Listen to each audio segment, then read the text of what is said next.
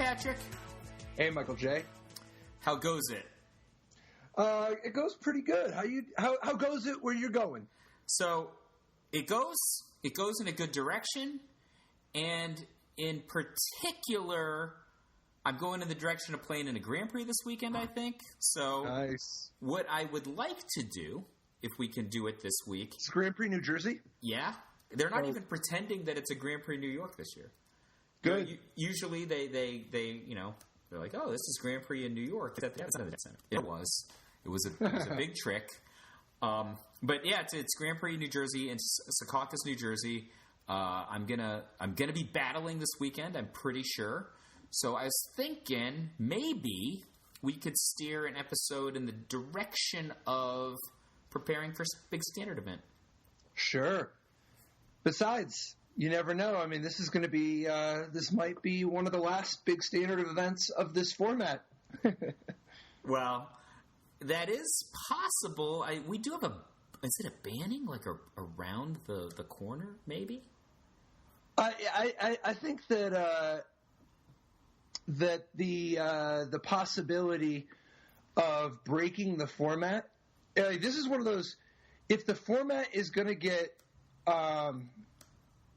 if the format's going to get broken, it should probably get broken pretty soon. You know what I mean? Like we gotta figure out what there is to figure out, because there might be just crazy good opportunity. I mean, how often do you see just such a? I mean, it's barely a 3-deck format, you know. So, like, this seems like there might be ripe opportunity for brewing up something special. I wish that were true. I want to approach the format by saying, here's some green-black, and, there's 3 or 4 different green-blacks, but they're just, the same kinds of cards are good against all of them, unless you're playing pseudo-mirrors. Then there's vehicles decks. Maybe there's 2 stripes of those. I mean, it's actually not fair. There's Mardu vehicles and Mardu Ballista, which... there's some nuance there, as well as 4-color vehicles, a little bit different. Then there's like a few different kinds of Saheeli Rye deck. But there's the tower deck, the reemergence of the tower deck with the green in it. I do think that is different. I wish it were as narrow as we're making it out for. But regardless, I do think that it is an exploitable format. I do think there are things that you can do that are fun and exciting and hopefully give you an edge, even in a room full of lots and lots of very good players. That's my hope anyway. I'm just saying that the banned restricted announcement is literally Monday. Yeah. It's literally Monday. So whatever happens this Grand Prix, weekend, this is where this is it. This is for all the marbles. This is the last salvo to prove that you can that you can overcome, that you can tackle this format, because obviously there's a few different shades of Saheeli, like you mentioned, and a few shades of green black. Even though I think green black basically got completely X'd at the mocks, pretty close to X'd completely, and then it was just the Magic Online Championship. It was a bloodbath. I mean, I had the pleasure of doing commentary alongside a whole bunch of, some of the just most stone cold masters: Marshall Sutcliffe, Patrick Sullivan, Reed Duke, and those are just the people I was in the booth with. And BDM, obviously, I mean, it was an honor to be able to cast alongside them, and the matches we watched. I mean, some quick action, a lot of exciting. I mean, there was a lot of exciting magic, and there were some really great plays, particularly by Josh Utter-Layton. I was actually going to say I got a chance to watch some of it as well. I was really impressed by some of the strategic lines I saw the eventual champion, Josh Utter-Layton, take, but actually most memorable for me in a match that he had lost, which I thought was really interesting. And the things that I'm thinking of specifically were around a card I know that you feel really strongly about. So there was a match where Josh was playing against Combo Deck, and the opponent had sided out his entire combo and was trying to beat Josh's creature planeswalker deck with a creature planeswalker strategy, right? Which is kind of weird. Like, Josh's deck is supposed to be aggro creatures, planeswalkers after sideboarding. The opponent is like, supposed to be a combo deck, Felidar Guardians, whatnot. And he switches into just like a Chandra, Oath of Chandra type deck. And Josh took this slow line where he was just going to try to punish him with Unlicensed Disintegration. How do you feel about Unlicensed Disintegration? Unlicensed Disintegration is problematic. But I before losing that's a whole tangent of its own. Yeah. I do want to mention that first, the initial point I was trying to make was that Mardu vehicles, like the format at the Magic Online Championship, it was basically just all Mardu vehicles and Saheeli for the most part. Not entirely, but mostly. And then the Mardu vehicles decks just had like a 67% win percentage or whatever, including all the mirror matches. And the Saheeli deck just got annihilated because apparently it doesn't actually beat Mardu. And that's the only other deck. But so I don't know why you play it. But Josh, you said green-black gets Smasheroonie. No, X'd. Like nobody played it. When I say X'd, when I hear X, I think of A Wind in the Door, the Madeline the Engel book. No. No? No, I have no idea what you're talking about. You don't know about, like... I know what a book is. You know, like A Wrinkle in Time? Yes. A Wind in the Door is the sequel. Yeah, no, I'm familiar. Tilting Planet. Yeah, sorry, just... all right, fine. Try to forget. Anymore. Okay. So here's the thing. Great book, by the way. Do love that whole series. However, Josh Utterlayton's play that really... I mean, he had a variety of them that were sweet, but the one that I thought was just super dope, he's playing as Marcio. And Marcio Cavallo playing Mardu also. And Marcio has a bit of a slow... Marcio's hand's not that good. But Marcio actually puts down a 5th land untapped, or has like 5 land untapped, and ships the turn with 4 cards in hand, representing Archangel Avacyn, because Josh was coming out blistering fast. And this was actually a pretty, like, it was just a very heads-up, savvy play by Marcio in the first place, because the Archangel Avacyn that he didn't have in his hand, he has it in his deck now after sideboarding, but he doesn't have it in his hand. Archangel Avacyn in this position would be so devastating to Josh's position that Marcio could actually come back, right? But would have a very good chance. Like, he would just be like dominating this board position. However, if Marcio doesn't have Archangel Avacyn, he's being inefficient and wasting resources by doing this. So he's clearly representing it. However, from Josh's position, he's winning by so much. He does want to play around the Archangel Avacyn. And in fact, Josh, actually, I'm totally butchering the story. I'm sorry. The short version is that Josh has released the Gremlins, which is going to allow Josh to make the comeback that he needs. Marcio actually was the one putting a ton of pressure on Josh. And Marcio represents Archangel Avacyn, and Josh decides to play around it because his Release the Gremlins is so good of a draw right here, he can actually mount a comeback. But if he plays Release the Gremlins into Archangel Avacyn, he will be devastated. So what he does, he actually attacks first in a way to make Marcio use his creature. Like if Marcio's gonna activate his creature land, he's gonna have to do it pre-combat, or if he's gonna use a removal spell. And in this case, Marcio does use a removal spell, which now taps him down low enough that Josh can drop his Release the Gremlins without fear. What did he get with the Release the Gremlins? He had his choice. He only had enough to release for 2, and Marcio had 2 vehicles plus a scrap heap scrounger, and the scrap heap scrounger was his creature for crewing the vehicles. So a lot of good choices, but it ended up just being a tremendous swing. And what's great though is it wasn't just like, I mean, by Josh attacking first, he could unlicense Disintegration Archangel Avacyn in combat if it ended up coming to that, you know? Yep. And by attacking... Like the trigger on the stack? Exactly. And by attacking first, he was potentially leaving himself vulnerable to, Heart of Kirin blocking or whatever.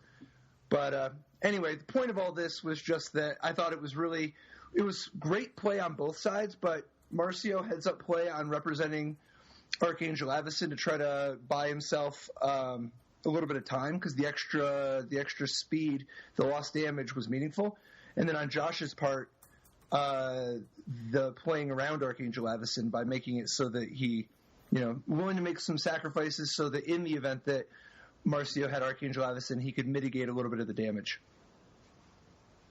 So just like kind of really well pacing his opponent? Yeah, the key is that it's one of those plays where you're losing a little bit of percentage the majority of the time, and it's a huge blind spot to a lot of good players who aren't yet masters. It's one of those, if you were just tallying up the amount of value, Josh's play lost value in the majority of universes, right? But that's only value when it comes to material, like damage or cards or whatever. The key is that Josh was betting on chance to win the game or lose the game. And what he correctly identified is that it was worth buying insurance, so to speak, even if the rate is less good than you would normally want. The chance of Archangel Avacyn turning the game around right here was so great compared to if he just sticks this Release the Gremlin. If his opponent doesn't have Archangel Avacyn, he's in such a good spot anyway that he'd rather give away percentage even if he's pretty sure, because it's worth so much if Marcio does have the Archangel Avacyn, in terms of deciding the outcome of the match. Oh, sure. Release the Gremlins is such a powerful potential tempo play, right? So, it's just card advantage by itself. Even if you weren't getting any Gremlins, you could be getting, a substantial swing on the board. But then the fact that you get some extra bodies to play with Gideon or protect Gideon or, crew vehicles or whatever is also substantial. Yeah, absolutely. But as far as Fardu vehicles goes, unlicensed Disintegration, man, problematic. So it's just too good, right? I mean, there's a similar thing going on with the whole Bloodbraid Elf type of deal. Back when Bloodbraid Elf and Blightning. Yeah. But the problem is that there isn't just a single Bloodbraid Elf the same way there is for Jund. And you remember Jund back in Standard when Blightning was just... I know you do. I know. You helped it. Dude, you helped help Jund take over the world. But Blightning, and you've always been a champion of the merits of Blightning. You were pushing Blightning hard before it was cool. I think that I probably I definitely liked Jund before everybody else did, but I definitely liked Blightning the most. I think. Yeah, you were pushing Blightning before the very first Pro Tour where it was legal. You were pushing Blightning from the beginning. Blightning went in my blue decks back then. I love a Blightning. But anyway, it's just... So Blightning takes a card Mind Rot, not the greatest card. Fringe, sometimes playable. Add 3 damage, and suddenly it's warping, right? Yeah. And that's the power of 3 damage is a Lava Spike cantrip that costs no mana. When you think of it that way, it's okay, yeah, I guess I could see why that would be really strong. And it's 3 cards, right? It's a Blightning is 3 cards because the third card is a Lava Spike. And Unlicensed Disintegration is a lot like Murder, except you also get you get Lava Spike every time you have an artifact, which is not a big ask for some of these decks. I was actually brewing up a black-red deck not that long ago, and I was like, oh, I'll play Murder, and then I was just like, why wouldn't I play Unlicensed Disintegration? Even if I don't have very many artifacts, it's actually easier to cast. Right. And I was like, this is crazy. And then I was just like, it doesn't even cost me very much to play, some maps or prisms, and you just try to get there. But the revelation that if I were playing black and red, it was just easier to cast Unlicensed Disintegration than Murder was quite telling. Yep. That's why I think, like, the Grixis, it's been such a popular strategy in some of the Grixis decks where it's like your only artifacts are 4 Torrential Gearhulks. But, I mean, that's obviously a great combo with Unlicensed Disintegration, too. Oh, absolutely. And it doesn't matter, right? Like, card's so flexible either way. But I think that Unlicensed Disintegration is probably it's having a problematic impact on the format because I don't think it's necessary. I mean, it might be the best card in the deck, but I don't think it is. I think Gideon's better. Gideon is unreal. Right. I remember when we first started talking about Gideon, it was before Pro Tour Milwaukee, and it looked like it was going to be a pretty good Planeswalker. I don't think we really anticipated how dominating it would be in certain situations. Like, this is a card that single-handedly, for mid-range decks or mid-range, kind of beatdown decks, it just reverses their fortunes against decks that are supposed to smash them, right? Like, ramp decks or control decks are so often just helpless against Gideon. I also just think that the Vehicles deck has some aspects to it that are kind of like its own identity. Like Toolcraft Exemplar, Heart of Kirin. I'd rather not see something take away from the specific identity the Mardu Vehicles deck already has. Yeah. But instead, if something gets banned, which, man, I sure hope so. But if something gets banned Monday,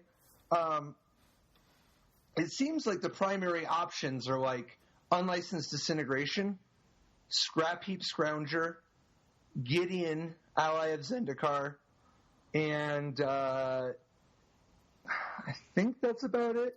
Oh, I personally don't see them banning Gideon. I don't think they're going to ban Gideon either. I also think that Gideon can be used in a variety of strategies, and I don't know that they want to go after all of those strategies at the same time, because even if they're taking away Gideon from Mardu Vehicles, they're also taking away from those other decks. I also just think that whatever you do, you got to be aware of black-green on the horizon and black-green potentially rising up, I mean, literally no one would begrudge black-white control or black-white mid-range coming back and playing 4 Gideons. Like, oh, that just seems like a nice thing to do, Yep. And it's weird that the Gideon is so polarizing as a card that way. But, I think that when we were first kind of conceptualizing how to play Gideon, or, before the format that we're seeing right now really took its solidity, I don't think that anyone was really imagining how Gideon and Heart of Kirin could interact with one another in a single combat. That's bananas. Well, yeah, I mean, when Gideon was first printed, we were a long way from knowing what Heart of Kirin was. Yeah, I mean, I think that's one of the things that makes it so. I don't know. I picked it to be one of the best cards in that set, and played it at the first Pro Tour. That card was fantastic from the get-go. It's great. What do you think about Toolcraft Exemplar? It's kind of a little too good, isn't it? Definitely. Especially in a deck that's got, Clues, Scrap Heap Scrounger, Heart of Kirin. Toolcraft Exemplar, Heart of Kirin is just peanut butter and chocolate, right? That just happens. I mean, Thraven Inspector, too. I mean, the fact that you just get these ultra-powerful pushy cards that power up your Wild Nakato. I mean, anyway. I was just looking at Josh's list and Marcio's list. I didn't appreciate, I think, how good Flaying Tendrils is against these decks. Like, it baits, like, every single card in these decks all at the same time other than the vehicles. The good ones? The other cards are good, too. It's good against Scrapheap Scrounger. It's great against... No, it's not. It's not? No. It is. It's good enough, but it's not like it's great. Because very often you only have one thing in play that dies to it. Yeah. And even if it exiles the Scrounger, you lost mana. So, like, it can be. It is better than a lot of things would be. As far as sweepers go, definitely. I just... It's tough because sometimes you kill 3 Gideon tokens and a Scrapheap Scrounger and a Veteran Motorist. It's nowhere near enough. No. You know? Oh, I know. Like, if the Gideon itself is still alive and there's, like, a Heart of Kirin in play, you're just taking 9. I mean, look, let's be honest. Yep. So, I don't know, man. So, here's my question. Yeah. Because this is actually the direction that I'm planning to go this weekend, but, you know, we can talk about Josh's victory and the rest of the metagame. I just don't get how people don't play Aetherworks Marvel. I think it's like one of the most powerful cards in the format. First of all, you don't have very much energy in your deck. Second of all, if you just flip up like Toolcraft Exemplar, how much are you even... I'm not talking about in this deck. I'm just talking about playing the card. Because you're playing Mardu vehicles. Right? You're saying you don't understand why people wouldn't play, like, Marvel? I assume it's just Marvel because deck, because the other deck is so good. Touché. What do you want to do with it? What do you want to do with the Marvel? You like these new control decks that are just drawing cards off Aetherworks Marvel and occasionally Ulamogging? No, actually, I would play like a deck that's based around which I would identify as being contextually the strongest cards. Maybe not the strongest cards absolutely, but being like Fatal Push, Grasp of Darkness, which are so fast and so flexible against the key threats in the format. Everything from Toolcraft Exemplar to Constrictor to Heart of Kirin. Use those to buy time, and then use the Marvel in the traditional way to land either Ulamog or... I'm playing Noxious Gearhulk, which is like a semi-castable fatty boom boom that's actually contextually quite strong, right? So it does a lot of stuff. And then you just take 3. Like, you know, it does something cool and then you take 3 because that's what happens because you didn't have anything else for them to make you take 3 on. But, yeah, I mean... You know, you do what you got to do, right? Yeah, up until you can't anymore. And I'm hoping that next week, Unlicensed Disintegration, you can't anymore. But Aetherworks Marvel as a tome is something that like Matt Nass was talking a lot about in weeks gone by. Like he was just espousing the virtues of flipping up like Rogue Refiner and doing that whole thing, you know, playing like leaning into the backup plan, so to speak, and just relying on Torrential Gearhulk as your alternative fatty boom boom, you know, like now that you don't have Emrakul. Oh, that makes sense. I played against a deck on Mikko maybe a week or two ago that was really interesting. It was like a blue-based control, and it had both Dynavolt Tower and Aetherworks Marvel. Like, I would presume it didn't have 4 copies of each one. But Dynavolt Tower, combined with all these instants, everything from Anticipate to Counter Spells, you know, point removal cards from black, it does put you in a situation where you have plenty of energy, right? And then, you know, it's a tome. It's not just a tome, it's a tome Lotus, right? Yeah. I mean, it's a tome that's, well, it's more than a Lotus. It's actually almost 2 Lotuses. Because it's like instead of just drawing a random card, you're getting to draw one of your top 6, right? Like, being able to draw one of your top 6 at instant speed is easily worth more than 3. Oh, and, yeah. And I mean, that's not even counting the fact that it's going to cast a 6-drop for you, right? Well, so my point that 6-drop is going to go cast another 4-drop for you. Right. So my point is that it's like instead of a card, you got a search spell that costs 3 or 4 mana, probably 4 mana, but you didn't have to pay that 4 mana, so already you got better than a Black Lotus there. And then on top of that, you get to play that next card completely free, so it's another Black Lotus, right? So in many ways, Aetherworks Marvel is kind of like drawing you 3 cards a turn. But it gets a little nuttier whenever you flip Torrential Gearhulk or Ulamog. So Matt Nass would still play Ulamog in this kind of a strategy? I'm not sure where he settled, but I know that like the version that was played at the Magic Online Championship used 3 Ulamogs. Or that the people, I should say the version, not the Online Championship, but just the version that people have been playing recently still used Ulamog, alongside Torrential Gearhulk. I think either could potentially make sense. The thing that's kind of odd, though, is that kind of deck with all the instants and Torrential Gearhulk, it is kind of weird to take a turn off to play the Aetherworks Marvel. Maybe. I mean, you don't always have to play it on 4 either. I guess you could play it on 6, and then it can be like a Mox for your mana leak, as well as leaving up Anticipate open, something like that. That's probably fine. Do people play 4 copies of Marvel in that deck, or like only 2 copies? They play 4. Yeah. Yeah, they would play 5. But no, I think you're right that at the very least, I don't know if this is what you're trying to get at, but I assume that Aetherworks Marvel doesn't have to be all in.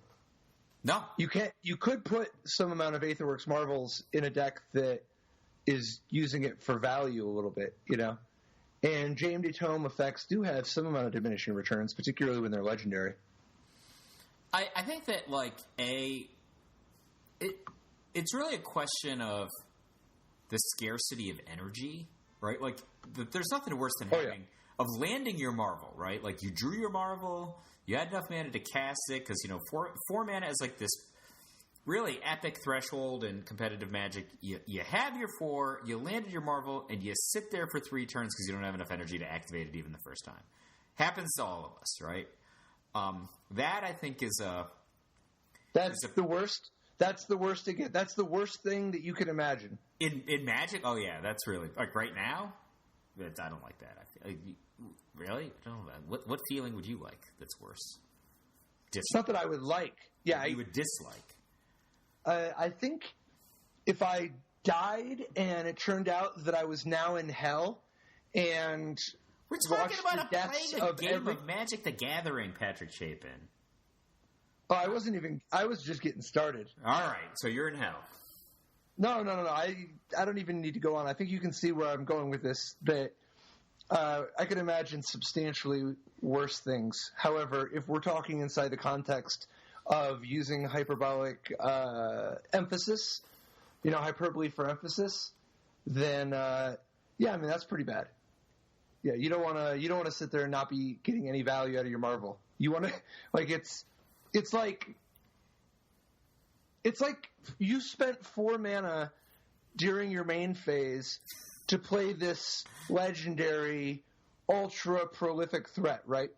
And as you're sitting there every turn, think to yourself, man, I sure am not activating a Gideon this turn. Because that's what's going on. Every single turn that goes by, you're not activating a Gideon. You're sitting there with an Aetherworks Marvel. Yeah. So if you do nothing, it's like you forgot to use Gideon's ability. Right? The other thing that's bad about Marvel, I think, and this is, I think, a common complaint that people have, is that the decks with Marvel in Standard right this second typically have a lot of Ulamogs, right? Like 3 to 4 Ulamogs. Yep. That wasn't true a month or 2 ago. Right. They might have had an Ulamog, but they had these like semi-castable Emeralds instead, right? Like you configure your deck a certain way, you could cast the Emerald.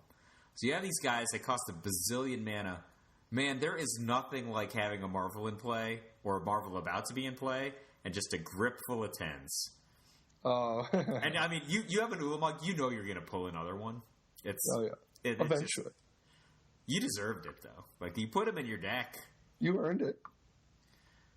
All right, so let's talk about Josh Utter-Layton's deck. Okay. Here's the deck. It's 23 lands. True. Only 1 Needle Spires. 23 lands. 3 colors. He's got Aethersphere Harvester as his kind of secondary vehicle. 3 of them. Not, which is important to note, not Cultivator Caravan. Yeah. He's not splashing blue. But it's like 23 lands. Top end of his curve is 4 for Gideon Ally of Zendikar, but he does have 1 Archangel Avacyn and 1 Ob Nixilis Reignited in the sideboard. So what I think is two Fumigate. Yeah, so what I think is kind of interesting about this version is it's like an eclectic mix of very good cards, right? It can be aggressive. I think it can be very aggressive. Oh, yeah. But it isn't always very aggressive. But it's just kind of cheating a little bit, right? So it only has 23 lands. It's got some 5-drops. It's certainly the kind of deck that can draw the wrong half, I think. Well, I mean, his main deck is just all threats and removal. Very good threats and very good removal. Yeah, but I mean, he just has 8 removal spells and then 29 threats, 30 if you count the Needle Spires. I don't really think this deck is vulnerable to drawing the wrong half. Like, what combination of cards are you drawing that are the wrong half? Like, what does the wrong half even look like? I was just thinking about getting the expensive cards in combination with a medium to low land count in the sideboard game. That's what I meant. Oh, but the nature of the post-sideboard games involves them being dragged out a little bit.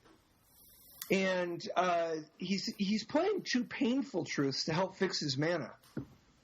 So that after sideboarding, you can use Painful Truths not only to help win an attrition war, but also just to draw you enough land to actually cast Archangel Avacyn or Ob Nixilis. Besides, the way the games play after sideboarding, if you and your opponent are just like trading fatal pushes and such, you end up in a spot where you just have enough extra turns where you can draw some land. And I mean, yeah, I think that this is part of the reason why the Mardu deck is so unbeatable, so to speak. It's not completely unbeatable. Part of the reason why it's so strong is that you can't really draw anything besides threats and removal. I mean, like, the card quality is just through the roof, of course. But, okay, let's say you're a little low on mana. You could do a lot worse than having the 2 best 1-drops in the format and then the best removal in the format cost 1. I mean, his 1-drops, one of them has 3 power. The other one draws a card to get you out of getting you on Mana Screw. Well, it doesn't just draw a card, right? It enables your other cards like Unlicensed Disintegration. And then in the event that you're flooded, he's got 4 Walking Ballistas to put his mana to use. He's got Scrap Heap Scrounger so that he keeps having more action later. I also just wonder how much are you even getting flooded in a deck that only has 23 land? I mean, 23 is a pretty reasonable amount for just that sweet spot of hitting 3 or 4 mana without being too high or too low. Well, in fact, it's pretty tight for a deck that has 4s in the main, right? It's not too low. It's pretty tight, though. I don't know, man. I would play 23 land in a lot of decks that have 4 4-drops. It's not like 4 4-drops is like a lot. I mean, picture you're playing a red deck, right? How many red decks have you played that have 4 5-drops and actually have less than 23 land? I don't. You know, like Thundermaw Hellkite? Yeah, I know. You would play Thundermaw Hellkite with 22 land. Why not? I don't think I would. I think I You totally would. The last time I played Stormbreath Dragon, I think I played 24 land and like 6 temples. It's different. Temples are, you know that it's different with a temple. I'm saying that there's a period of time where people were playing like 20 land and Thundermaw Hellkite, and I remember your version had 22, which is like way above like the industry standard, but still not exactly a ton. That's fair. I just think that it really depends on how much do you want to hit it on curve. I will agree with you. One of the things that you're doing here is that you're agreeing sometimes you don't play Gideon on 4. And you know what? That's okay. And I think that's part of the gamble that Josh Utterlayton's making here is that you're going to hit Gideon 4-on-4 a lot of the time, and it's just acceptable part of the range that sometimes you miss, Sometimes you're a little slow. I love his semi-transformational kind of sideboard. He's got Oath of Chandra and 3 copies of Oath of Liliana in his sideboard to go along with his 4 main deck Gideons. Then he's got Ob Nixilis Reignited as well as Nahiri the Harbinger coming out of the sideboard. Like, he's got Fumigate also. He's got Painful Truths. It's almost like he becomes a Mardu control deck after sideboarding if he wants to. Yep. And notably, he can go to a lower creature count if he wants to and still power up Heart of Kirin. Yes, a big part of that is the use of planeswalkers as additional crew. You got to keep your crew high enough, and it is common for him to board out Aethersphere Harvester when he's taking out some of the creatures. But Heart of Kirin is just great all the time in his deck, Yeah, it really plays into that into that Mardu Walkers sort of strategy. And let's contrast this with Marcio's version. I think that there's... I was wanted to bring up. I think you're going the exact right angle. The thing I wanted to bring up though before we move too much onto Marcio's was 3 Oath of Liliana. What do you think about that? I keep thinking one thing, and I don't know if it's the right thing, but man, is that depressing if you're an Ulamog player? Like, that is... They have an actual answer, and it's very good. See, I was thinking that he was going to want to be Oath of Liliana again. He was going to want to use Oath of Liliana against like Winding Constrictor and the like, where it can just a fast removal spell. Right, where he's just stacking up. I mean, you use it against Ulamog too, sure. But what I mean is that like you want to against Black Green, you want to overload on removal spells. And the nice thing about Oath of Liliana is that you were going to kill whatever they played anyway. So the fact that it's an edict is not really a problem. And then you have this Oath of Liliana making it so that you get just a little bit extra value out of your Gideons, your Nahiri, your Ob Nixilis. And I mean, I know you mentioned this as part of the whole Mardu transformational sideboard plan, but I mean, the fact that like 3 Oath of Lilianas instead of just some other mix, it just seems kind of interesting to me. Do you think it's because of the extra value against Ulamog? I mean, it screams it to me, right? So I think maybe my perspective is skewed because I've been playing an Ulamog deck, but it's very different. I mean, he's also got Anguished Unmaking, right? Like, he only has 1 copy, but that's kind of a statement, isn't it? Yeah, that one's for both Aetherworks Marvel and Ulamog. So I just think about how unreal his sideboarded curve can be. He can go like first turn Toolcraft Exemplar, second turn Heart of Kirin, third turn Oath of Liliana, fourth turn Gideon, right? He's got already extra 2/2 body thanks to the synergy between the Oath and the Planeswalker. Can set up his Heart of Kirin and then like play Ob Nixilis, get another one, or Nahiri. These cards just play so well together, and even if he decides to go down in creatures, they can reinforce his fundamental strategy in a strange way. Getting threats out of the way to get in with 3/1s and 4/4s and power them up and make 5/5s, just a ton of bodies that can be used for crewing or defending his planeswalkers. Actually, just deploying 2/2s to defend his planeswalkers is actually very, very powerful, and I think that's a potential thing going on as well. The other part of Josh's list that I thought was kind of interesting was his mountain count. 0? He's got 3 plains, 3 swamps, 0 mountains. You see, Josh isn't playing a Boros deck with Unlicensed Disintegration. He's playing an Orzhov deck with Unlicensed Disintegration, right. You see, his black isn't very big either, but he does have Scrap Heap Scrounger and Fatal Push.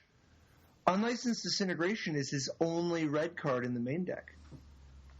Oh, that's pretty elegant. I hadn't noticed that.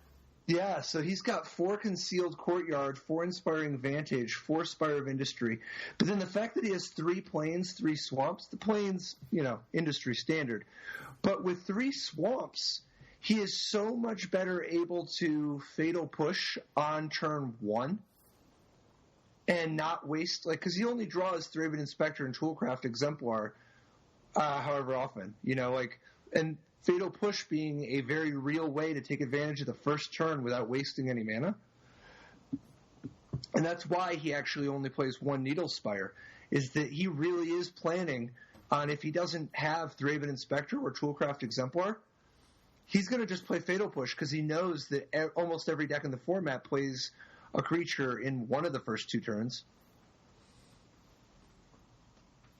Yeah, that, I think, is actually, that's a big key to Josh's list. I mean, we've made no secret of this. Every time we mention the guy in this podcast, he is just one of the best deck designers in the world, right? So always got a sweet angle on things that even look like somebody else's deck, right? I think that the important takeaway here is this is kind of a movement away from Mardu vehicles. People would lump it into Mardu vehicles, but it's Mardu Ballista. And I know that the degree isn't so different, but there's actually some brilliant stuff that goes along with even that part. The fact that he's embracing the Ballista. You see, one of the reasons that Mardu vehicles decks never play Swamp. They never play Swamp. They never do. And the reason they never play Swamp is because everybody's committed to Veteran Motorist. If you look at Marcio's list, 4 Veteran Motorists. So, of course, he's got 3 Mountains and 4 Plains. But the problem is that if you use Mountain and Plains to power your mana base, then you end up in a spot where, if you notice, Marcio has a Needle Spire and 2 Shambling Vents. So he has 3 tap lands instead of only 1. And part of the way he's able to get enough colored mana to do the things he needs is by playing 24 land instead of 23. And Cultivator's Caravan. And Cultivator's Caravan and Veteran Motorist to help fix his mana. And then, in addition, Marcio only gets to play with 2 Aether Hubs. And so you end up in a spot where Marcio actually has less ways. And keep in mind, I think Marcio's list is well-tuned also. It's just that it's coming from the slightly more traditional style of Mardu Vehicles decks that people have been playing. But he has less, despite the fact that he added a 4th Plains as a 24th land, he actually has less ways to play Toolcraft Exemplar on the first turn. That's it. I just think it's interesting, the little things. And that's to say nothing of the fact that, Marcio's list has 12 ways to cast Fatal Push, 13 with Caravan, but you're still relying on Shambling Vent, which comes into play tapped, Spire of Industry, which requires having an artifact, and Aether Hub, where he only has 2 Aether Hubs. So if he used the counter early, it's less likely that he can charge. But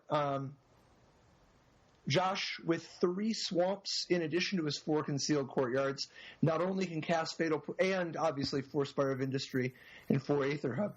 Not only does Josh have 15 sources of black, he also doesn't have to use the Aether Hubs as often for black, so that he can afford to use them as needed. Anyway, I thought that was super impressive. As for Marcio's list, what do you think of Archangel Avacyn and Pia Noir? Archangel Avacyn main deck and Pia Noir. To me, Archangel Avacyn is the defining characteristic of this version versus others. It's just like a completely added dimension relative to what other folks are doing. But, again, you're talking about not the highest land count, 24 versus Josh's. And a Caravan. And a Caravan. So you can actually land it a turn early sometimes. Not unusual. But it's, people will play their Gideon, right? Tap out for their Gideon, or tap low for their Gideon, and then make a 2/2, pass the turn. You just you can easily put yourself in a position where you can answer it immediately. I just think that that's an awesome thing. And just slaughter during combat, awesome thing. We've said before, Archangel Avacyn is up to the Aether Revolt rotation, one of the super defining and performing cards. I think it's huge. And Peter Nuller is a great card. If you're going to be like Josh and not play very many red cards, then it's not going to be a consideration for you. But it does a lot of the stuff that you want. It gives you 3 total power for 3 mana, which is perfect for Heart of Kieran Crewing, for example. And she does have that text next to the 1. Yeah. And it's cool and all, being able to make your opponent's stuff not block. But I know in your heart you prefer Thalia. I respect the Thalia. I actually really like the Thalia that Josh is playing in his main deck, partially because his land count is lower. If Thalia slows the opponent down a little bit, it blunts the fact that Josh might miss his land drop. There's also the fact that 2 Thalias and 4 Walking Ballistas is a lot of help against Saheeli for a deck that cut shock. So that's one of the things about both Marcio and Josh's lists. Yep. Neither one of them plays any dedicated burn in the main deck. No shocks. No shocks. I mean, just the presence of Walking Ballista changes the Saheeli matchup so much. Like, at the very least, it challenges the Saheeli player to have something, even if it's something as simple as a Harness Lightning, before they can go off. You just can't be careless. That's the thing there.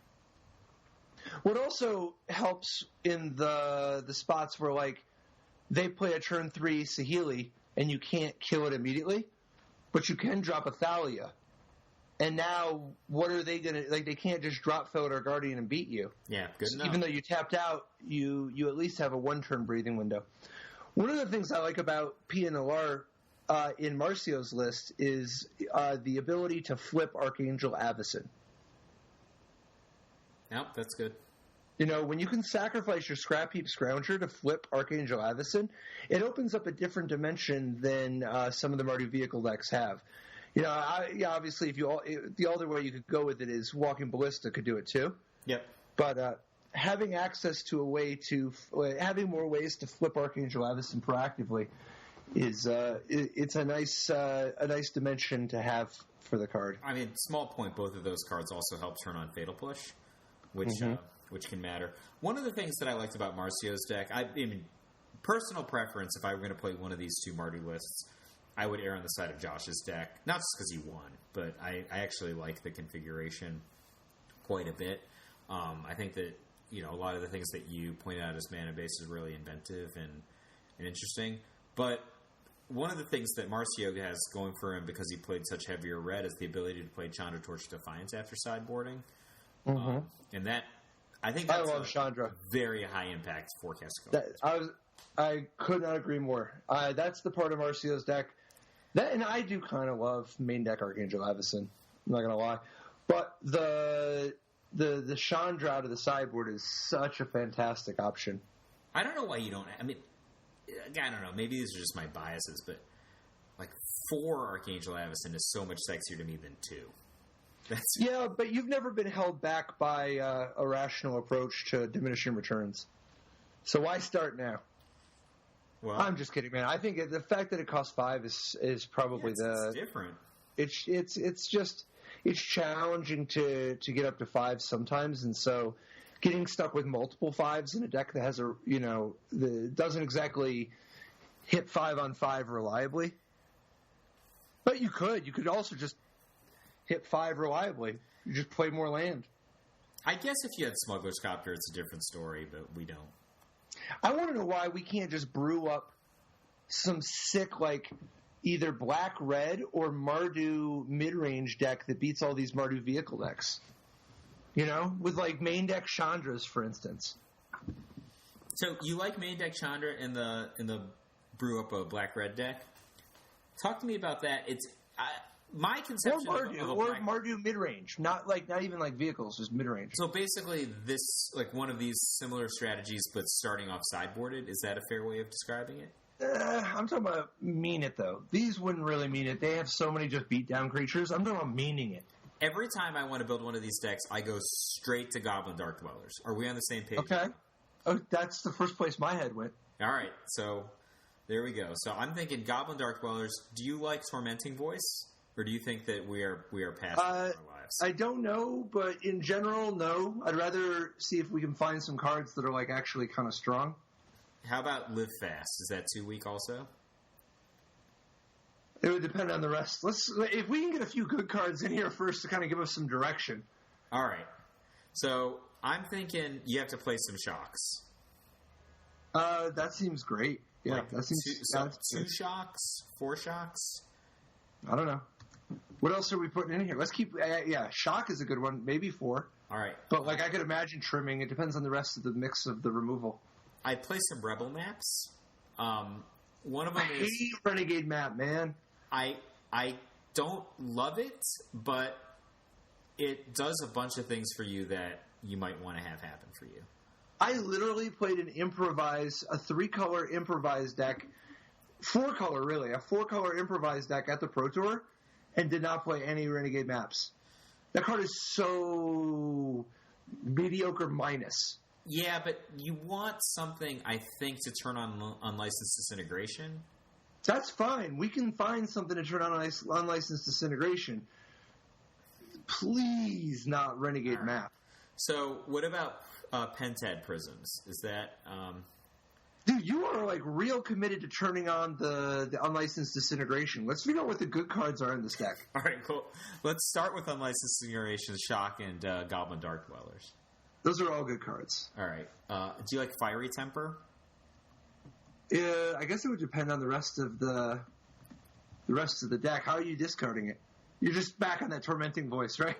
So here's a question: would you rather be Mardu or Grixis? You don't even have to be very blue for the Grixis. I don't know. Gideon is pretty sweet, but Torrential Gearhulk might be kind of sweet too.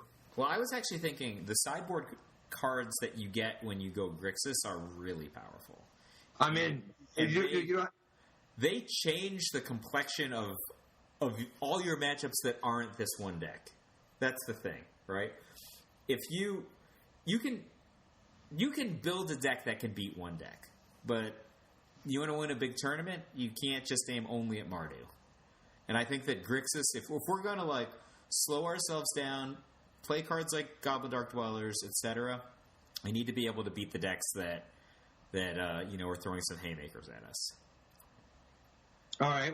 Well, talk to me about the main deck of this Grixis deck. I mean, are you not on Glimmer of Genius plus Torrential Gearhulk? Well, it's an interesting question, which is, are you Torrential Gearhulking and Goblin Dark Dwellering at the same time now? That's a lot of interesting buyback stuff, but they're not that good of friends. I do think Glimmer of Genius is an outstanding card that I would want to buy back with Torrential Gearhulk, though. Which way are you thinking, though? I still think I would want to go with Goblin Dark Dwellers for the speed. And I also think it's an offensively good card. Okay. Then what's the rest of the... what else are you doing to gain an advantage besides Dark Dwellers and Chandra? Well, that's why I keep going to these cards like Tormenting Voice, because you need to generate some velocity in this kind of deck, you're not gonna be able to get the payoff even that you want. Yeah, but that's not the power. I'm saying, where are you getting enough power to actually get a game-winning advantage? Tormenting Voice is it's like playing cancel. Tormenting Voice is like cancel. I hope that's not what you're hanging your hat on. You can play it, but man, I hope that's not what your plan was for getting for actually getting a game-winning advantage. Well, my game Chandra and Dark Dweller can win. Is landing the Dark Dweller and then getting back something with the Dark Dweller, and that's supposed to be my That's thing. still just the Dark Dweller. I'm wondering what besides just Chandra and Dark Dweller, because I don't think that's enough cards to generate an advantage. Other people are playing too many powerful cards. Like, you have to have more power than that, or else you should just be playing Mardu vehicles. I think. I mean, there's got to be another way. Am I wrong? I mean, what? No. Like, you don't want to load your deck up with like Tormenting Voice and Fiery Temper and just nothing. Like, if you just fill your deck, you could play those also. But if your deck is nothing but cards of that power level, you got Shock and Tormenting Voice, and that's a fast way to lose the Heart of Kieran. Transgress the Mind, and I don't. I don't know what cards you're thinking of playing. I just want to know what are the good cards first, so that we can actually because unless Disintegration is a great card in the abstract, it's not particularly good in this deck. It's fine. You would still play it. But it's not like you don't get to count it as a game-winning advantage the same way that you would in like a Mardu Vehicles deck. So this deck has it has some number of Chandras and Dark Dwellers. How else are you getting an advantage? How are you? What are your cards are better than your opponents? Well, I think that you actually just need to build for curve considerations to live long enough to land your powerful cards. Is that part of it too? I think I would have to play cards like Harness Lightning. You're still just talking about cards that are like. It's like if you any amount of like Murder, Disallow, Harness Lightning, Shock, Tormenting Voice, Anticipate. That's not how you win the game, right? Like the way you win the game is by playing with Glimmer of Genius or Elspeth 6 or Gideon 4 or Goblin Dark Dweller or Nico Bolas or Cruel Ultimatum. What's your powerful card that's letting you actually get a game-winning advantage, not just be mildly efficient? And this isn't meant to be a trick. I don't know. I'm thinking That's the problem I always come into with Dark these decks. Dwellers is it for me. I think you got to play more. I think that Goblin Dark Dweller and Chandra is not enough. I mean, like for instance, look at Lucas Blohan's second place 4-color copycat deck. Yep. So Rogue Refiner is more efficient of a 2-for-1. Like Rogue Refiner, it's not necessarily a game-winning advantage, but cards like Rogue Refiner and Whirler Virtuoso refute mediocre spot removal. Right? Like, you don't want to have Harness Lightning against Rogue Refiner or Whirler Virtuoso. I mean, you do, but you're not happy about it. You're getting the worst of it. Felidar Guardian, 2-for-1. Rogue Refiner, 2-for-1. Whirler Virtuoso, 2-for-1. Chandra. Now, so our Chandras don't even count. I think if you're defining Rogue Refiner and Whirler Virtuoso as 2-for-1s, I think that you're kind of insulting them. They're like you are heavily taxed every time you interact with one of those cards. And then Lucas has even got Tireless Trackers in the sideboard to help continue this whole plan. And I think that decks like this make it just too. You have to have more power. I mean, the Mardu Vehicles deck already has the best card quality, right? I mean, their card qualities. This deck's plan B would destroy the black-red deck that we're talking about. Correct. That's why I think we need to have more power. If you're going to try to go this route, we have to figure out a way to give whatever this Grixis or Mardu or black-red deck is, like, some actual power. Like, let me give you an alternative direction to start from. You tell me what you build on this. Okay, the first 4 cards of the deck are the first 12 cards. Gideon, Chandra, and Archangel Avacyn. Now what? Gideon, Chandra, and Archangel Avacyn. Right. Now we're talking. That's some power. That's just 12 cards, but I'm sure we can come up with more. But that already is like, each one of those cards can win the game on their own, and we still have 48 slots left. My mind on, if you give me those cards to start with, is I just start making my casting costs lower. Sure. You've just named a 4, a 4, and a 5, right? So yep. My calculus is, all right, I've got these cards. that are as powerful or more powerful than what my opponents are probably doing, the onus is on me now to live long enough to get there and use them. Do you think there could be some kind of a deck like Orzhov? Because Orzhov was always able to, it did such a good job, those Orzhov control decks or mid-range decks, of surviving long enough to start dropping their Gideons or Nixilis or Archangel Avacyn or whatever they were up to, Secure the Waste, whatever. I mean, I think that there's a different deck, which is like Gideon, Sorin, Archangel Avacyn, probably Liliana, and then a bunch of black point removal, and then some white sweepers. I think that it has a little bit of problem in the get-ahead zone. That's I think where it has a weak point, because it could just, that kind of a deck, if you give it free reign for 6 or 7 turns, it's probably going to beat most of the decks. But it could just super get run over by Heart of Kira, and it can super get comboed out. That's the blind spot there. But as long as it doesn't get run over or comboed out, it's probably going to win. That's a kind of a big ask, though. Agreed? I mean, I'd have to see the specifics. I don't know. Probably going to win is kind of a broad generalization that I don't have enough expertise on. But when I say probably going to win, I mean you're in a zone where you're casting or activating Sorin and protecting it with point removal or something. It's probably better than what most people are capable of doing. That's true. So I'm like, it probably, if it's all other things held equal, your card access is better than their card quality at this point. But so, I mean, what would you put in this? I mean, do you think there's just no future in the Mardu, or what's the flaw in the Boros mid-range deck that I'm kind of describing here? I mean, you can use Oath of Chandra. I know you like that. Yeah, the only thing that I'm concerned about with this kind of a deck is your end game isn't actually better than their end game. They also have Gideon. They might have Archangel Avacyn if they want. They have Chandra if they want. But they have this advantage of also being able to beat the bejesus out of you. Like, they can go 1-drop Heart of Kirin, get in for a ton of damage, and then use the same cards you want to win with as, like, they're using them as Fire Blasts, and you're using them as Jameday Tomes. Like, that's a severe disconnect, right? They can play your same game if they have a bad draw. Like, that's why are we this world, right? Now have we violated the Prime Directive? Aren't you just better heads up though? Only if you don't get run over, right? So the problem is that you're better heads up if you draw the right half of your deck at the right time. That's what I think, right? Like, That's reasonable. If you draw like the 4-drops in the first few turns of the game, you probably can remove like maybe their first 2 threats, and then they just get you with their 3. And then they don't necessarily win, but they put you in a situation where you're at a slight disadvantage. Now you both go to the zone that you're playing forecasting cost Planeswalkers into Archangel Avacyns, but you just have fewer life points. So if you start drawing your shocks at this point, which is kind of what's going to happen because you didn't draw them early, then they're not efficacious. So versus like every card that they're drawing is like synergistically moving their deck forward, because that's what those cards all do together.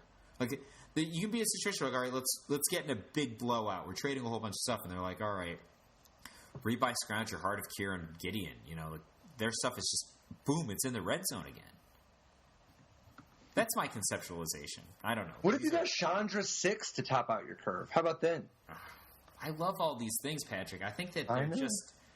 I think that if we're talking about a format where people are just landing 3/1s on turn 1, and they're like Winding Constrictor or Heart of Kirin or even Grim Flayer on turn 2, I think that you have to accept the lower bound of the format as being extremely aggressive, and that the only way that you can handle that with a deck like the one that we're kind of describing here is by playing a whole bunch of cards that are bad in the wrong context, like drawing them anytime after you've stabilized, or drawing them against decks that, like, drawing them against Tower or drawing them against Saheeli are just miserable. That, I think, is of concern. Yeah, I think that we used to talk about the different ways that you could play a counterspell, right? So even with different ways you could play a boomerang. Mm-hmm. And there are decks like Draw Go, kind of the classic Andrew Cuneo way of playing counterspells, which is I'm going to play a whole bunch of counter spells, and I'm going to use the counter spells to lock up the game. Now, there's a different way of playing counter spells, or even using boomerangs to do this, which is I'm going to use these cards, and their only job, and I don't even care what I'm trading with. If I spell snare a Tarmogoyf is the same to me as if I spell snare a Signet, if I spell snare, whatever it is. I'm trading my card for your mana, and my only purpose in doing this is to bridge the gap between your early game and me landing a Kiga, right? Now I'm going to win with this.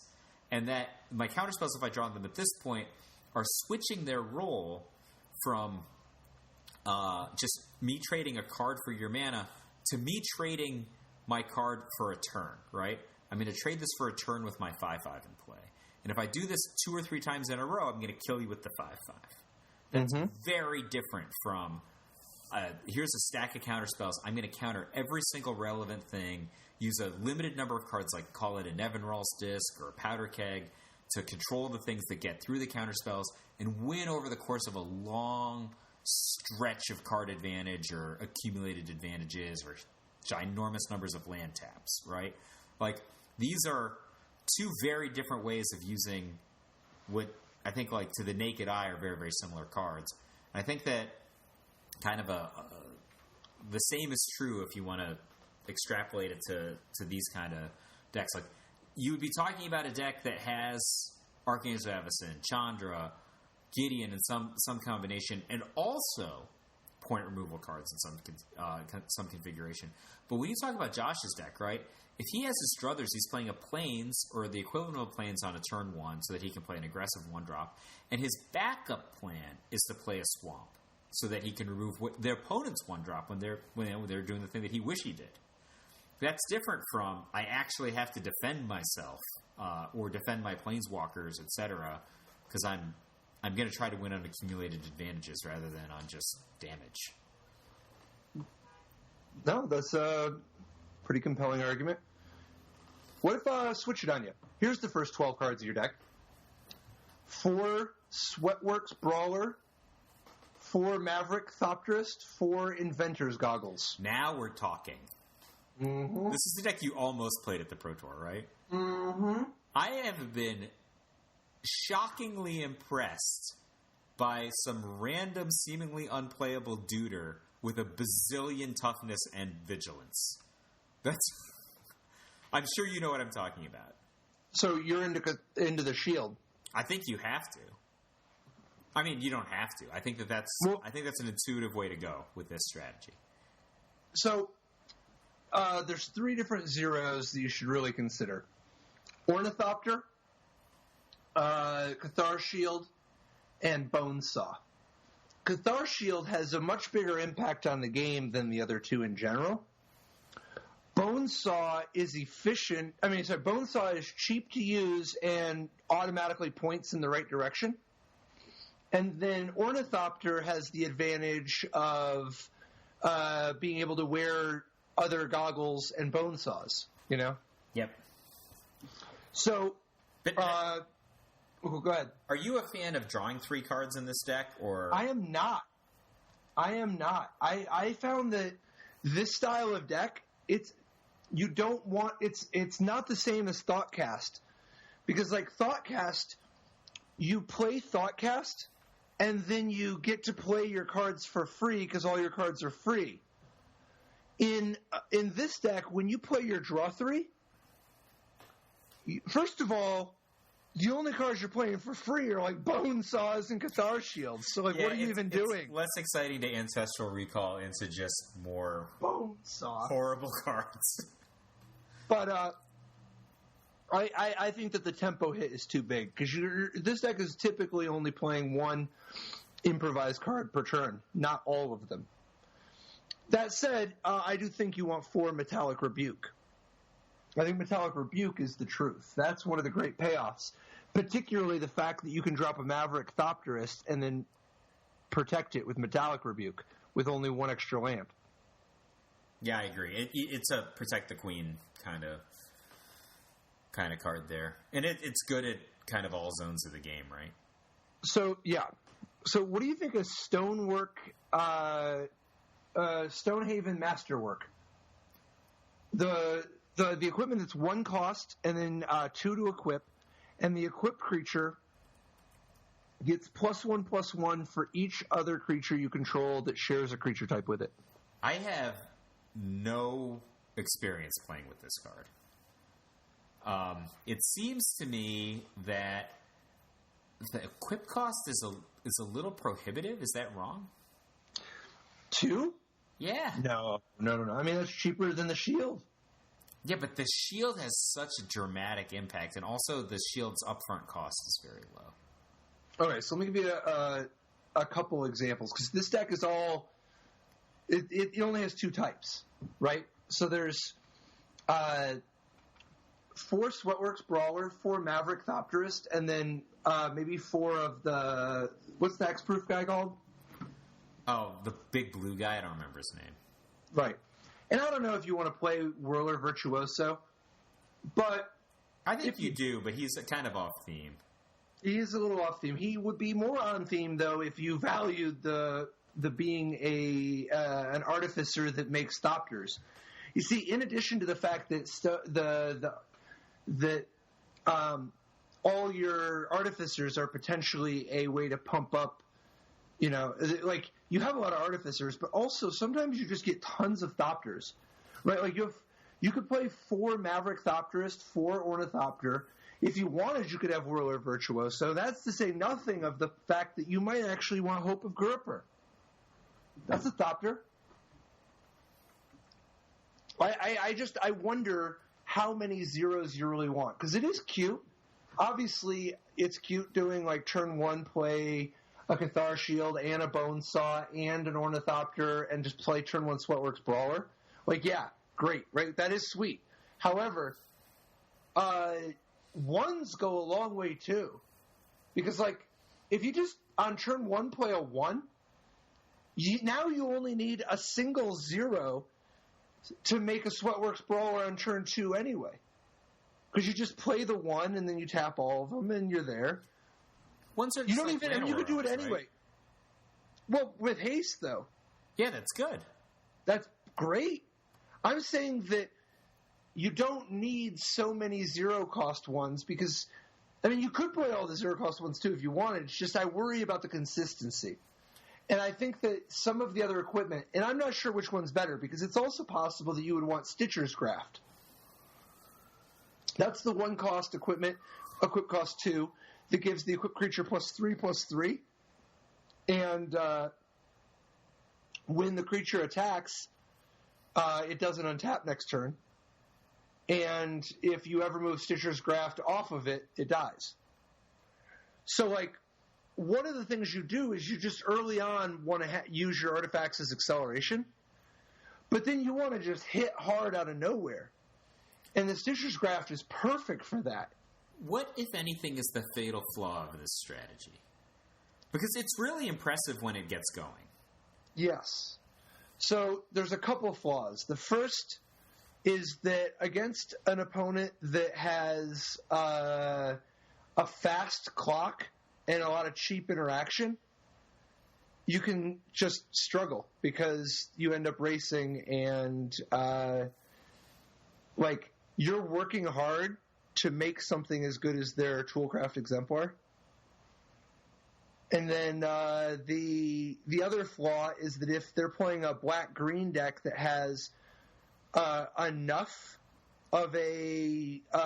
cheap removal, like if they have 4 Grasp of Darkness and 4 Fatal Push, it's a little annoying sometimes. It's not the end of the world, but it's a little bit annoying that if they have a really fast clock. Basically, the problem is a fast clock backed by a little bit of spot removal. Plus, Release the Gremlins is kind of annoying. Oh. Yeah, they can just get the things that matter. What do you think about the card that's X with Improvise that searches for an artifact? Instant. Yep. What are you going to go get? The artifact that when you play a spell, you can untap. I like it. Now I like where you're... Okay, keep going. You got my attention. Yeah, so I was thinking, you can get the Paradox Engine. Yeah, you can get the artifact that everyone used to play. It costs 4, taps for 2, or it draws 2 cards.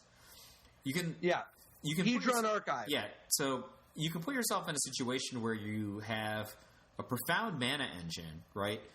And the ability to just do a whole bunch of stuff, right? So and kind of keep doing it, right? Because if you're doing things like additional searching, right, you're actually doubling down on the things that the deck is already good at, especially if you're using the Improvise mechanic. And then you can do something like play a whole bunch of spells, gain a whole bunch of life, and then shoot somebody for 50. Or I think that's probably the direction. What are you shooting them with? The tower thing. I can remember all the names. Dynavolt Tower? No, the one that's you pay a certain amount of life and then you can get somebody. Yeah. Sure. The reservoir. Yeah. I think that's a natural direction to go, especially since you can search for big artifacts. I think like maybe there's something that's like fairer, or you could just use it and play it with Metalwork Colossus. You have a lot of fodder if you're going to go in that direction. Like you could combine it with Metalwork Colossus and like Battle with Bridge. I don't know. Is that too many X's? Not sure. But there's I think Battle with the Bridge. I think Battle is just fantastic. But like the whole notion of getting just playing like one copy of the engine and like 4 copies of the Tinker with a bunch of cheap artifacts seems like there has to be a deck there. That's like a really powerful combination of cards. If you combine it with the Hedron Archive, you just have a mana engine, like a conventional mana engine alongside an Improvise engine. And you can just keep going because you have the capability of drawing cards. So what's your Paradox Engine untapping besides Hedron Archive? The artifacts. If you're using do you want any Cultivator's Caravans, for instance? Yes, I think you want 4. 4, okay. I mean, I think that's just a conventionally good card, right? Because it allows you to just go to 3 into 5 if you want to go that direction, or you can go like, Cultivator's Caravan into Hedron Archive and have mana open to cast, like a, trickily cast a counterspell, stuff like that. So, are you doing anything to loop? Like, what are you just playing lots of cards? You don't have like a full-on combo, do you? Like no, I think you just probably want to play for advantage. Or play like one copy of the Reservoir. I think that's a thing you could do. Like one copy of the Paradox Engine, one copy of the Reservoir, and the rest of it is just, cards that go very well together. And you could just probably play a bunch of Metalwork Colossuses. Is that that's a maybe. This list. What else are you getting with Whir of Invention that actually like stable, like that impacts the board? Like, what are you getting when you're losing? What about those icy manipulators? The ones that cost they're 1 and 2. Pacification Array? Yeah. Great card, but I wouldn't mind playing 4, but you don't want to go get that. You could play 4 though. I mean, that card is great with Improvise. Is there an answer? Is there I don't know. A great artifact you can search up that stabilizes the game? I don't know. Some options include, so there's Scrap Trawler, if that does anything for you. Mm. Is this a Walking Ballista deck? You can't go get the Walking Ballista effectively, but I mean, you might still want Walking Ballista anyway. I'd shelve that one, maybe. Do you want to go get... it doesn't really help you stabilize, but Aetherworks Marvel is another thing that you could potentially get, but maybe you're just getting other stuff. I don't think you have very much energy in this deck. Okay.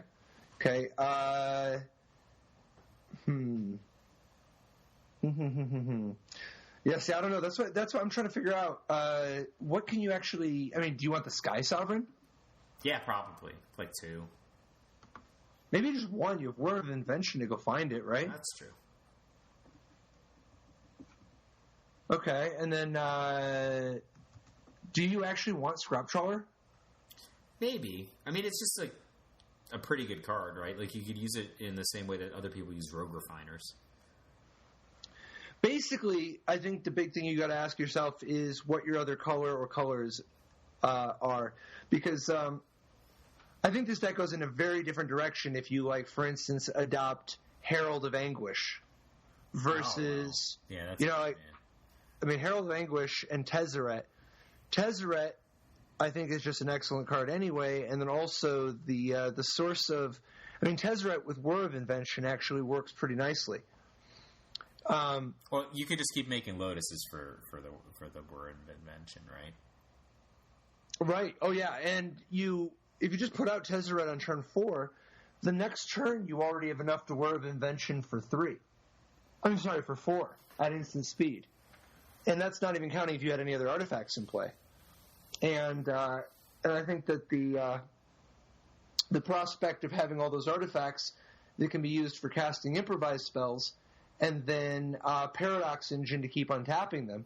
You know, if you have all those Lotus Petals, all those Ethereum cells, and then you're just casting, like, I don't know, maybe some draw 3s. You know, if you're just playing Reverse Engineer, I mean, every time you Reverse Engineer and you tap a Cultivator's Caravan and 3 Ethereum cells in a land, and you Paradox Engine, well, now you didn't really pay any cost at all except for the 1 land, and you got an Ancestral Recall out of the deal. I think that I would want to play the Ancestral Recall Improvise card in this deck, though. I think so too. I just think the big question you're going to have to figure out is how are you going to actually defend yourself in time? I mean, Fatal Push and Battle are kind of interesting, but can we use a Scrap Trawler with just like an instant speed, get it and block? Is that a thing we'd want to do? The problem is it's just too outclassed by everything. I mean, like Heart of Kieran and Gideon are... Oh, we're going to get slaughtered by those cards, yeah. Yeah, so I think that for a deck like this to work, we're going to have to really figure out how to be much more efficient tempo-wise. I don't know, man. Tell you what do you imagine Monday is going to bring? I feel like they're gonna have to ban something, but there's just nothing egregious to me. Like, I understand where you're coming from, that Unlicensed Disintegration is probably a little too good, and Scrap Heap Scrounger is probably a little too good. But do they really? You look at those and you're just like, these are cards we should ban? Like, I just don't. I don't buy that. Mm. And well, I guess on a final note, what are you playing this weekend? Want to spoil it? Yeah, I'm going to play either Black-Green Marvel or Sultai Marvel. I'm not sure yet. I really like Aetherworks Marvel, like I said before. I think that I have a very good Mardu matchup. I think I have a very good Black-Green matchup. And so the real question is about Black-Green versus Sultai colors is how much I care about beating Dynavolt Towers and Saheeli Rise. That's the thing. If I were just going to play against... different flavors of Black Green and Mardu, I think I just play straight Black Green. I think I just have the edge in game 1 and an excellent sideboard. But like I said before, I think that if you're going to play, plan to play 17 rounds or something, it's you can't think that way. The format isn't so narrow that's the road you can take. But I'm very excited. I like your deck reminds me a little of Black Green Tron. Yeah. It's very much like it uses these cards just to buy time, and then if you're in a zone where you have basically 1 Marvel activation, you're going to get something pretty good out of it. Typically, I mean, everybody whiffs sometimes, but everyone knows the feeling of like having somebody just drop an Ulamog on them on turn 4. Like how many? What fatties are you playing besides Ulamog? Not just Gearhulk. Yeah, but you don't have any Ishkanas? I had Inishkina and two in my main deck and 2 Inishkinas in my sideboard. I found them to be the least performing. One of the things we were thinking about was playing maybe 2 Ishkinas and 2 Noxious Gearhulks in the main deck, but the current configuration I have actually struggles with getting Delirium. So it's if the game is very, very long, you'll have Delirium, but in almost all those cases, you'd rather have something else if you had your druthers. I was actually thinking about playing Oblivion Sower in my sideboard today. And I know it's a weird card, but what's not a weird card is Nissa's Renewal, right? People are like, if you hardcast a Nissa's Renewal, then now you can hardcast an Ulamog, probably. Oblivion Sower isn't so different from Nissa's Renewal. It's obviously less consistent than Nissa's Renewal, but it also is more reliable if you're against the decks where you actually have to cast it to get to an Ulamog. Like, think about that for a second. The decks that you actually want to do this path against are the ones that can counterspell 1 or 2 of those things. And Oblivion Sower is better at this job. And that's interesting. It's look, nobody's saying that this is just like the second coming of, I don't know, name a more compelling creature, Kalitas. But it's a different angle, and I thought that it was an interesting way to go. One card I think might be a sleeper hit this weekend, and I wish I knew how to play it myself, is Fevered Visions. I think Fevered Visions could make a comeback. It's people have been sleeping on that card. There's all the decks that are about progressive advantages just get torched by that card. So if you're not one of the decks that's just jackhammer to the face, you're going to lose to it. It's faster and more consistent than the other ways people have to win, like Dynavolt Towers or like non-busted Marvels. And the thing that's really interesting about it is if you just play a bunch of Dispels, then A, you can resolve it against other blue decks, and B, it just fuels your hand. Like you already have a way to win. It's in play already. It just keeps giving you cards that you can cheaply win exchange wars with. So I think that card is. I'd be really excited to potentially play that if I were in the correct colors. Is there any chance you'd be interested in a Demon of Dark Schemes? Which one is Demon of Dark Schemes? That's the 6 cost. So 3 black for a 5/5 flyer. When Demon of Dark Schemes enters the battlefield, all other creatures get -2/-2 until end of turn. And whenever another creature dies, you get energy. And you can pay 2 and a black and 4 energy to put target creature card from a graveyard onto the battlefield under your control tapped. I don't think so. I think, first of all, my mana base can't hardcast it very easily. I think it's just we all have biases. My bias has always been about fast interactions more than consistent power after I've already gotten to a certain level. So, I don't know. If I'm going to pick a creature that's going to die to an unlicensed disintegration anyway, I'd rather take the one that gave me 4 life. That's the route that I'm going on this one. But I like my deck. I hope to make you and all of the top level podcast listeners proud this weekend. Bad news for you though. I good luck, and I do hope you do really well. But I don't know if you've noticed, it's been like a month and a half since the biggest tournament of the weekend wasn't won by somebody at Direwolf. Oh well. Yeah, I have no argument. And man, Josh Utter-Layton he's up for Hall of Fame this year, right?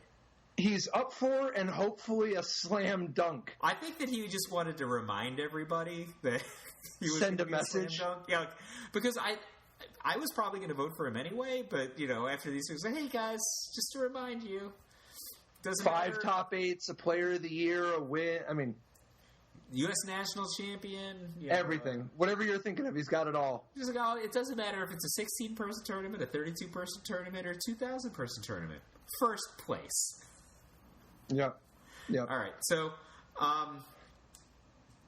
thank you guys for joining us. Make sure to check us out everywhere. TopLevelPodcast.com, on Twitter, Facebook, Patreon, Instagram, everything. So, on the subject of Patreon, I just wanted to shout out to Jack Sta. Thank you, Jack. And major thanks, Jack. all of our patrons. So I'm Michael J. Flores. I'm Patrick Chapin. See ya.